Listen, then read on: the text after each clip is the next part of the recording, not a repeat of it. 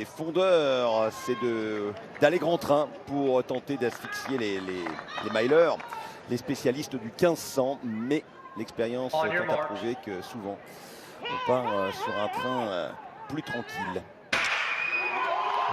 Oui, et c'est un train qui arrangerait bien sûr Ingebrigtsen. Donc Cheptegei 3,37 quand même au 1500 son record, mais c'est vrai que c'est pas le même registre dans la capacité d'accélération que Ingebrigtsen par exemple. Ouais, mais c'est lui qui part devant avec Grijalva, le guatémaltèque dans son sillage. Ouais, il sait qu'il faut durcir la course. Cheptegei, c'est un coureur de 5-10 000, donc il ne doit pas avoir peur de durcir le train pour fatiguer Ingebrigtsen. Et puis il a un record en 12,35, hein, son record du monde. Alors gros changement chez Ingebrigtsen, il est passé chez le coiffeur.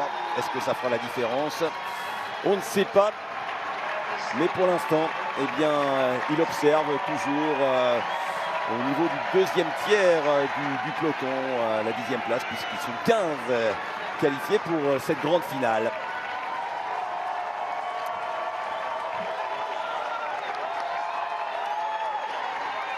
Pas d'Espagnols, que l'on avait vu pourtant sur 1500, 3 Espagnols et notamment une médaille de bronze. Non, c'est une course qui généralement sourit ce 5000 au Kenya, qui a remporté 7 titres, la Grande-Bretagne 3 titres, mais grâce à Mo Farah.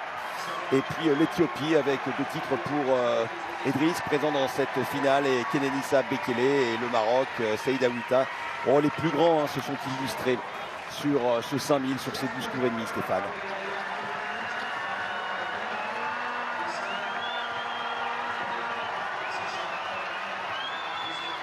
Cheptegei vraiment qui a décidé de prendre la course à son compte. Le recordman du monde qui est plutôt habitué à avoir des lièvres en meeting devant lui pour ses tentatives de record du monde, comme ça avait été le cas lorsqu'il avait battu justement le record du monde actuel à Monaco. Ouais. C'était en 2021.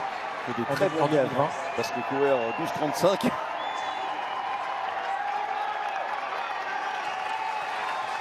Et puis le record des championnats est détenu par un garçon qui a depuis marqué l'histoire sur le marathon, Eliud Kipchoge, bien sûr, le recordman du monde du marathon, double champion olympique. Ouais, qui avait remporté l'épreuve en 2003 au Stade de France, un peu à la surprise générale. Il était jeune, 19 ans, devant Bekele et El Guerrouj. Ouais, et ça avait été la surprise. Et 18 ans après, il est champion olympique à Tokyo, et il le sera peut-être d'ailleurs encore dans 2 ans à Paris. Alors le premier kilomètre, 2,43, Stéphane. 2,37 j'ai vu moi, j'ai vu que ça s'était arrêté à 2,37. 2,37 il me semble. Hein, Oui, non, vous avez raison. Et donc c'est 13,05. Voilà, donc c'est plutôt un tempo rapide, hein, donc qui facilitera pas la vie des finisseurs. Kejelcha aussi, on n'en a pas beaucoup parlé, c'est quelqu'un qui a un record à 3,32, il a eu 3,37 cette année, mais il pourrait faire partie de ceux qui pourrait gêner Cheptegei sur une course lente. Ouais, puis il a déjà couru en 12,46. Alors le problème également, hein, c'est que Cheptegei se retrouve qu'avec Chelimo, alors que les Éthiopiens et les Kenyans sont 3. Même problème pour Ingebrigtsen. Les coachs, et bien Armand Duplantis fait l'impasse à 5,80. Le Page, et impasse attention. Aussi pour Renaud Lavillenie. L'entrée dans le concours. Premier essai pour non. Pierce Le Page, ce sera en deçà des 50 mètres. Alors lui déjà on rappelle, il a un record à 58 mètres, c'est-à-dire 12 mètres derrière la performance du jour de Kevin Mayer, et là il en manque beaucoup. Ouais, je vous l'avais dit à l'échauffement, je l'avais vu dans cette dans ce registre, pas très bien dans son échauffement. Ça semble se confirmer en tout cas sur ce premier essai dans le concours. Et Nicolas Kipkorir, le meilleur performeur mondial de l'année, qui prend les devants avec les Kenyans. Voilà, l'armée kenyane devant Cheptegei, devant également le guatémaltèque Grijalva. Voilà pour les positions en ce moment, alors que il va rester un peu plus de 2 km 8 à parcourir. Un peu moins maintenant, on va arriver à la mi-course dans peu de temps, Stéphane, et ce sont les Kenyans qui ont pris le relais maintenant. Oui, avec un tempo qui s'est ralenti sur le deuxième kilomètre. Donc on court avec des changements de rythme. On n'a pas encore vu les Éthiopiens. Hein. Effectivement, Kipkorir devant et Benio qui se retourne pour voir qui veut passer devant. Là, il prend un petit rafraîchissement là, Ingebrigtsen, parce qu'il fait chaud, la température permet à l'organisation, ou même nécessite la possibilité de s'éponger ou de boire un peu. Ouais, c'est pas un climat que l'on trouve en ce moment à Oslo. Ouais. Étonnant de voir Ingebrigtsen aux avant-postes sur ce tempo qui n'est pas très sévère.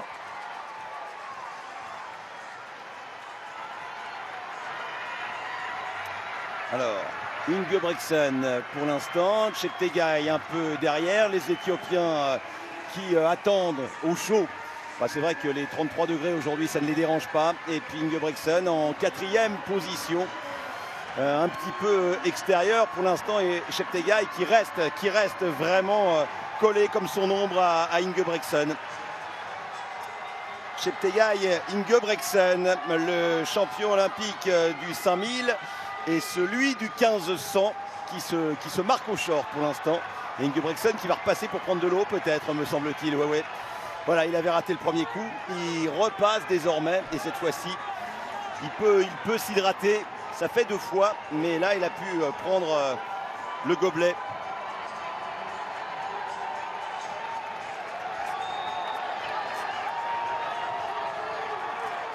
Ah oui, c'est un effort de 13 minutes, mais quand même, il fait chaud, très chaud. Le soleil, la température, et même si le vent vient adoucir un peu la sensation de chaleur, il faut quand même prendre tous les atouts pour pouvoir tenir. Et à ce jeu-là, les Kenyans s'amusent, eux qui sont habitués à ces températures caniculaires, Stéphane.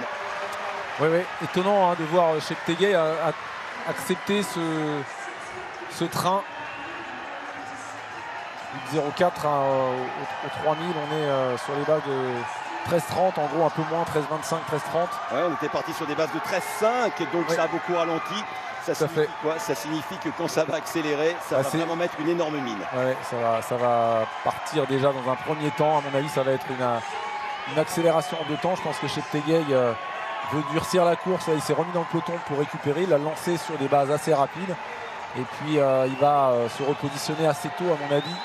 Et on n'a pas encore vu les Éthiopiens. Voilà, on va être à un moment se dire on envoie un élément devant pour perturber tout cela. Voilà, on arrive à 1500 mètres, 1500 mètres de l'arrivée maintenant. Non, 1700, pardon. Il reste 4 tours et 7 lignes droites, 1700 mètres de l'arrivée. Eh bien voilà, c'est un mile qui reste maintenant. Le tempo n'a pas été trop rapide. Est-ce que ça va favoriser les coureurs de 1500 au détriment de ceux du 10 000? Ça, ce sont des supputations. La réalité, la vérité, elle va venir de cette piste. Voilà, et on est maintenant au départ du 1500. Voilà, donc 1500 lancé maintenant. Alors environ 3 minutes 30, oui, sur un 1500. Là, on va mettre un petit peu plus, mais ça n'est pas encore lancé dans cette course. Et Cheptegei qui est en 10e position sur la gauche ici, tranquille, serein, regardez, aucun stigmate de souffrance. Et un petit coup d'œil à gauche, je prends le large pour pas m'embêter. Quelque chose me dit qu'il va commencer à accélérer dans la ligne droite pour revenir à niveau, ce qui commence déjà à faire Cheptegei pour revenir à hauteur d'Ingebrigtsen. Ouais, je pense qu'il sait qu'il ne faut pas traîner, il faut maintenant. À 3 tours de l'arrivée, Ingebrigtsen, Cheptegei, Grijalva au courage comme il l'avait fait lors des séries, Krop également, et puis derrière Kipkorir, dossard jaune, de meilleurs performeurs de la saison qui accélère pour prendre les choses en main. Je crois que le projet, voilà, on arrive à 1100 mètres, c'est de faire un gros dernier kilomètre pour justement user la pointe de vitesse des finisseurs. Ouais, le roi qui est 4e. Le roi de Norvège est en piste, mais va-t-il décrocher sa première couronne mondiale, lui qui a déjà été champion d'Europe et champion olympique? C'était sur 1500 pour le titre olympique. Ouais. Voilà, il reste 1 kilomètre pile, Stéphane, oui, et exactement. Les choses sérieuses vont commencer. Et Kejelcha et Ahmed ont commencé à se rapprocher de la tête de course aussi. On les a vus dans la ligne droite. Regardez Ahmed, le Canadien, médaillé en 4e position, 5e position. Et des derniers championnats du monde, Ahmed, qui commence à revenir en se souvenant eh bien, qu'il y a eu aussi des belles choses sur 1500 pour le Canada qui a pris une médaille de bronze et Ingebrigtsen en tête alors qu'il reste 800 mètres. Voilà, c'est ce 800 qui va déterminer le vainqueur du 5000. Ouais, je suis très surpris de voir Cheptegei faire l'extérieur comme ça. Et alors moi je suis encore plus surpris de ne pas voir les Éthiopiens. Idriss, le double tenant du titre. Ouais, mais Idriss, on savait qu'il n'était pas bien. On le savait, mais regardez derrière, les Éthiopiens ils ne sont pas au combat, ils ne sont pas à la bagarre. Il y a Kejelcha qui est là, qui est en deuxième position. Ouais. Kejelcha, le potentiellement peut avoir le plus gros finish. Ingebrigtsen toujours à la corde. Et puis Chelimo qui souffre un peu pour l'Ouganda.